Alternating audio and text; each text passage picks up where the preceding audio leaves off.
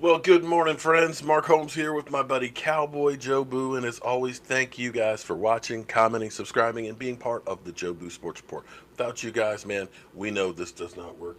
Let's get open for business and let's wake up the football gods on this football-less Sunday. But guys, listen, we're 60 days, 9 hours, 41 minutes, and 40 seconds away from kickoff. Tonight will be under 60 days.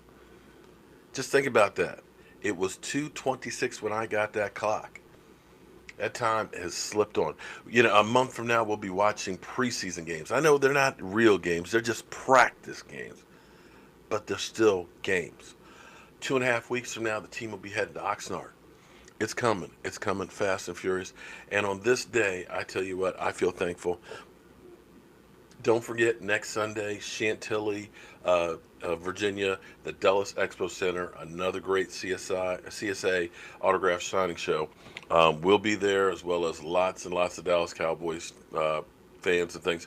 We've got a couple of my football gods up here that'll be there. Tony Dorsett, Randy White, Ed Too Tall Jones, as well as Michael Gallup, Randall Cobb, the governor will be there, and I think Roy Williams, and it's going to be great because me, Michael Anthony Fitness, I believe the stinking New York Giant fan is actually going to go see Daniel Jones, as well as what other, I can't remember. I think there's like five Giant players. You know, I feel blessed, the fact that my team has had three winning seasons in a row, has been in the playoffs twice, has won a playoff game last year. They're one of the youngest teams. They seem to be building something here. And I guess if you are a Philadelphia Eagle fan, you probably feel the same way too, having finally gotten a Super Bowl victory, 2 years ago, and looking at your roster and things like that, having another winning season and thing. There's a lot of underprivileged teams that are out there, like the Redskins and the Giants. The Giants, they don't get much love, do they? It's sad because they stink. The New York stinking Giants. They're in a transition period of putting Eli Manning out to pasture, seeing if they made the right choice in Daniel Jones, trying to figure out if they've got the right coach, and knowing that their GM just stinks to high heavens. Having one of the best wide receivers in football and literally just giving him away and still paying him $16 million. See, if you are a Giant YouTuber, you ain't got shit to talk about. There's nothing. There's no hype. There's no feeling like this is going to be a Super Bowl team. This is knee deep in being rebuilding. I don't know how you keep from killing yourselves if you're a Giant YouTuber. It's just got to be. I feel bad for you guys because it sounds like most of you guys are just crying out for help and attention. But don't worry, man. These things are cyclical. That means they go in cycles. You'll have some bad years and things, and rebuild the roster, and then you'll have some hope. So keep hope alive, Giants. Keep hope alive. So I'm going to get back to the big boys in the division, the Dallas Cowboys and the Philadelphia Eagles. We'll leave Mary Sisters of the Poor teams alone right now. But it sounds like the Dallas Cowboys aren't looking for Trysten Hill to be sitting on the bench.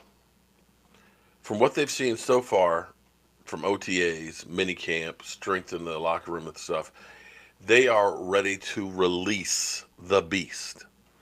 I told you guys I absolutely positively loved this pick because, see, for me, being a defensive lineman, I always believe that you win from the trenches out. I said that with the offensive line, and Vosh, he's a proponent on the offensive line, which is right. Because when you look at the teams that we've had, in past four where they say skill players, but I'm going to tell you, there's no more skill than being able to get that edge rusher off the outside. If you don't have the handwork, the footwork, and everything else, it takes skills. A lot of people think, oh, you just put a big fat guy out there and he can do it. No, there's a lot more to it. When you look at when the Dallas Cowboys started to focus in on the offensive line, I know we haven't won the Super Bowl, but you look at 2014, the catch no catch away from the NFC Championship game. 2015 was abysmal, but 2016, playoffs. 2017, offensive line kind of came back to earth. We didn't do quite as well, but still had a winning record. And you look at last year, the offensive line has made the difference in keeping us relevant, even though the defense hadn't always been there.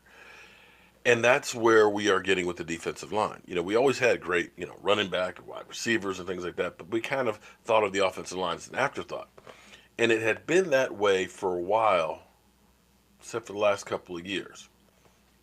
The fact that we took a Trysten Hill instead of a safety, where everybody says you need a safety, but you don't really get it because the defensive line gives you the biggest bang for the buck. And since we were talking about the New York stinking Giants, when you think about, they always talk about Eli Manning, 2-time Super Bowl MVP, but I got to tell you, if it wasn't for that defensive line that they had, they wouldn't have won those Super Bowls. And I got to tell you, they didn't have any exactly shut down cornerbacks or great safeties out there. It was that defensive line that made up for it. That defensive line, that front seven that put pressure on the quarterback, didn't allow him to breathe, didn't give him time to pass. That was the difference. See, if you have to have a choice of a great defensive lineman or a great cornerback, I'll take a great defensive lineman any day, because that defensive lineman makes the people around him better because he's taking those double teams. That defensive line has got that quarterback thinking about my ass being broken because that guy might get to me. That guy who's taking up 2 players is keeping my linebackers clean so they can make plays. He makes everybody else look good. Now, if you have a great cornerback, it's not like he's taking up 2 wide receivers. You follow me there? He may be a shutdown corner with the best wide receiver over there, but if all the other guys are garbage, they'll just throw the ball to somebody else. It's not the case with the defensive line.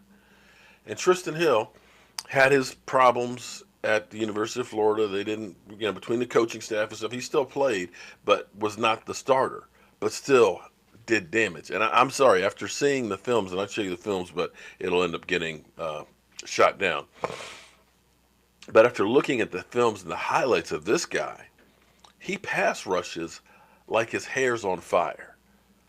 This guy is an absolute positive beast. Now, I understand he's still going to be a rookie, but you take a Rod Marnelli, the defensive line whisperer, who worked with Hall of Famer Warren Sapp.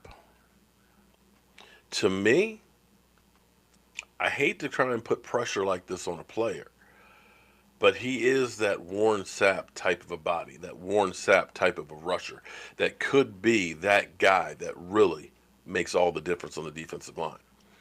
And if he can, because understand, quarterbacks getting pressure on the outside isn't as bad. Outside, you can step up in the pocket, you get a clear field of vision, you can run. But quarterbacks don't like pressure in their face. You get DeMarcus Lawrence on this side. You get Robert Quinn on that side. And if you get a good push in the middle, that quarterback feels like he's in the trash compactor in Star Wars. The walls are closing in. I got to get the hell out of here. I got to get rid of this ball because it's about to be my ass. And that's what the Dallas Cowboys are looking at. So they're saying basically, we're going to throw him to the wolves right away. A lot is going to be expected of him. And as I look through and you look at this cast of characters, right now we have an embarrassment of riches. You look at how many guys that we have and that are going to be fighting for a spot on this team, on this roster. It's going to be a battle royale just to make the team. You're going to have some really good players on that defensive line, and we're going to have a crazy rotation. And if we have a bit of luck with some health, and if the back end takes another step like they did last year, guys, we're looking at a top 5 defense without a doubt that hopefully will start getting the takeaways. So we'll see where that goes.